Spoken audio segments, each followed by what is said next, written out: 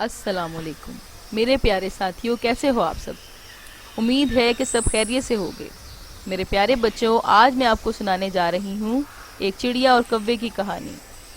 तो एक दफ़ा का जिक्र है कि एक दरख्त पर चिड़िया का घोंसला था और उसी दरख्त पर एक कौवा भी रहा करता था। कव्वे का घर था तिनकों से बना हुआ और चिड़िया का घर इंतहाई खूबसूरत ईंटों से बना हुआ था। एक रात जोरों का तूफान आया, बिजली कड़की, बारिश बरसी और कौवे का घर टूट गया। चिड़िया की मेहनत रंग ले आई थी। वो अपनी मेहनत से बनाए हुए घर में सुकून से रहती थी और महफूज थी।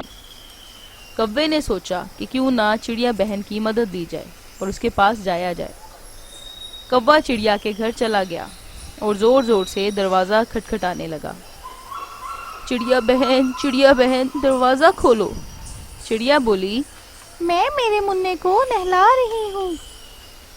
कौवे ने फिर से दरवाज़ा खटखटाया और बोला, चिड़िया बहन दरवाज़ा खोलो ना, मैं बुरी तरह भीग चुका हूँ। चिड़िया बोली, मैं मेरे मुन्ने को कपड़े पहना रही हूँ।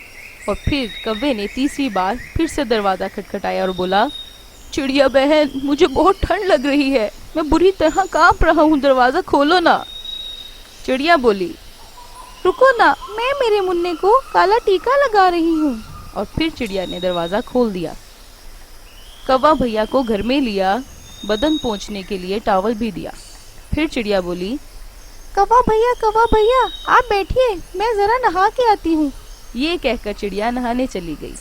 कौवे को घर में बहुत सुकून मिला। साथ ही किचन से गर्मा गर्म खीर की खुशबू से कौवे से रहा ना गया। उसने मुन्ने की सारी खीर चट कर डाली। चिड़िया ने देखा तो उसे बहुत गुस्सा आया। उसने झट से चूल्हे से जलती लकड़ी उठाई और कौवे पर फेंक दी। फिर क्या था, कौवे की पूंछ जल गई और कौवा दुम दबाकर भाग निकला।